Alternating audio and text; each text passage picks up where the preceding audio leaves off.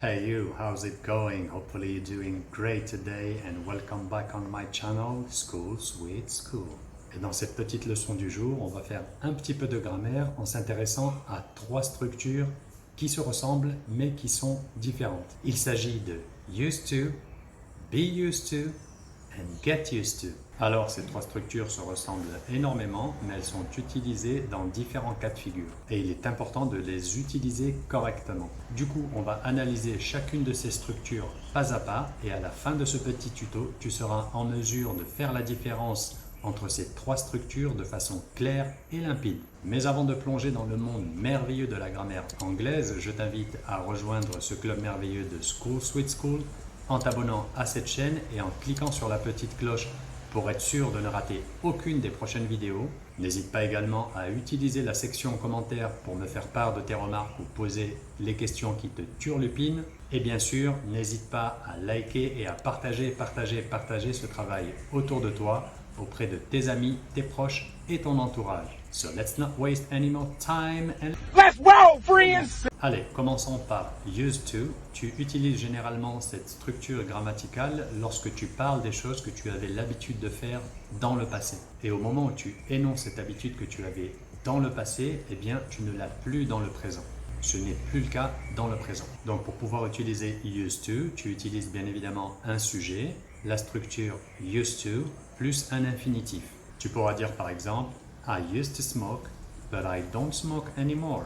Donc, juste en disant I used to smoke, cela veut dire qu'au moment présent, tu as arrêté de fumer. I used to call him every day. Je l'appelais tous les jours. Je l'appelais tous les jours, mais maintenant, ce n'est plus le cas. I used to like this song, but now I don't like it anymore. J'aimais, j'appréciais cette chanson, mais maintenant, c'est plus trop le cas. Donc, retiens simplement qu'avec la structure used to, ce que tu avais l'habitude de faire dans le passé n'est plus le cas dans le présent.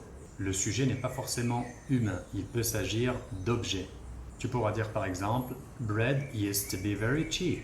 Le pain était pas cher avant. Now it's not. Maintenant, ce n'est plus le cas. Tu peux utiliser la structure used to à la forme négative. Et dans ce cas-là, sa structure, ce sera sujet plus did not plus used to, sans le D sur used, et l'infinitif du verbe. Donc tu pourras dire par exemple I did not used to drink alcohol, now I do. Je n'avais pas l'habitude de boire de l'alcool, maintenant j'en bois. I didn't used to call my parents, je n'avais pas l'habitude d'appeler mes parents, now I do. Maintenant c'est le cas. I didn't used to go to the gym, je n'avais pas l'habitude d'aller à la salle de sport, now I do.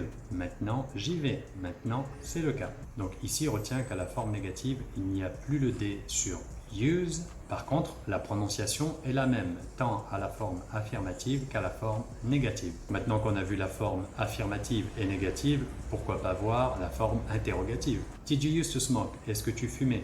Did you used to call your parents? Est-ce que tu appelais tes parents? Did you used to drink alcohol? Est-ce que tu buvais de l'alcool? Donc là aussi, à la forme interrogative, il n'y a pas de D sur use. Allez, maintenant, on va jeter un petit coup d'œil à la deuxième structure, be used to. Ici, la structure grammaticale, ce sera donc le sujet, plus be, plus used to, plus un nom ou un verbe en ing. Tu utilises be used to pour parler des choses qui sont normales pour toi. Donc imagine, tu vas chez un ami pour faire tes devoirs par exemple et tu as le chien de sa voisine ou de son voisin qui fait qu'aboyer toute la journée. Donc tu vas lui dire How can you work with all that noise? Comment tu peux travailler avec tout ce bruit? Work, work, work, work, work, work. To me, I be work, work, work, work, work, work. What are you doing? Donc lui, il est habitué, il pourra te répondre Well, I'm used to the noise, I don't even pay attention to it. Eh bien, je suis habitué au bruit, je n'y fais même pas attention. Donc ici, on a bien be used to plus un nom, the noise. Un autre exemple, si tu as l'habitude de manger des plats épicés, tu pourras dire I am used to spicy food. J'ai l'habitude de manger de la nourriture épicée. Là aussi, tu as la structure be used to plus le groupe nominal spicy food, de la nourriture épicée. Maintenant, je vais te donner deux exemples avec la structure be used to plus un verbe en ing. Si tu as l'habitude de te réveiller tard, tu pourras donc utiliser cette structure et dire I am used to waking up late. Ici, tu ne dois pas oublier de mettre ing sur le verbe wake. Un autre exemple, je ne sais pas, si tu as l'habitude de jeûner, tu pourras dire I am used to fasting. Là encore, n'oublie pas de mettre ing sur le verbe jeûner, fast en anglais. Et au cas où tu ne le savais pas, fast ce n'est pas qu'un adjectif qui veut dire rapide, c'est aussi le verbe jeûner.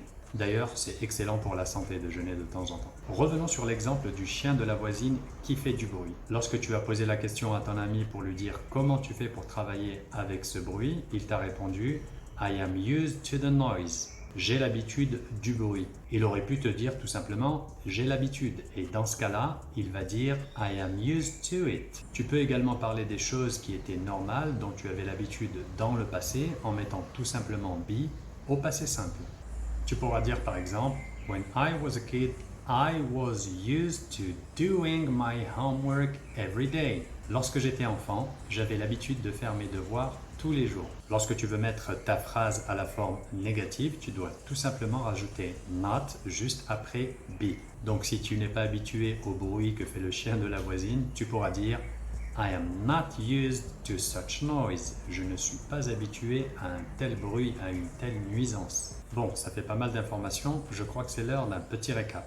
Donc on a vu used to plus l'infinitif pour parler des choses qu'on avait l'habitude de faire dans le passé. I used to be a football player. J'étais un joueur de foot. Bon, je ne le suis plus aujourd'hui. Ensuite, on a vu be plus used to plus un nom ou un verbe en ing pour parler de quelque chose qu'on a l'habitude de faire. I am used to getting no attention. J'ai l'habitude de ne recevoir aucune attention. Ceci nous amène à la troisième et dernière structure, get used to. Cette structure fonctionne comme la précédente. Tu l'utilises lorsque tu veux dire que quelque chose devient une habitude. Si tu commences à t'habituer au bruit du chien de la voisine, tu pourras dire I am starting to get used to the noise. Je commence à m'habituer au bruit. Donc ici, on a bien la structure get used to plus le nom the noise, le bruit. I am getting used to drinking coffee in the morning. Je m'habitue ou je prends l'habitude de boire du café le matin. Get used to drinking coffee. Si tu veux dire que tu ne peux pas t'habituer à tout, par exemple, tu pourras dire I can't get used to anything. Je ne peux pas m'habituer à tout. Donc ici dans cet exemple, on a bien get used to plus un pronom. C'est pas un nom ni un verbe en ing. Anything est un pronom. Maintenant, c'est l'heure de faire la comparaison entre ces trois structures. Donc par exemple, tu pourras dire I used to play video games. J'avais l'habitude de jouer aux jeux vidéo. Dans ce cas-là, c'est une habitude que tu avais dans le passé, mais qui n'est plus le cas au moment où tu le dis, au moment présent. Si tu as l'habitude de jouer aux jeux vidéo, tu diras dans ce cas-là I am used to playing video games. Évidemment, si ça fait des années que tu joues aux jeux vidéo, c'est normal que tu as l'habitude. Par contre, si ça fait que quelques jours ou quelques semaines que tu joues aux jeux vidéo, tu pourras dire à ce moment-là I am getting used to playing video games. Well, nice job!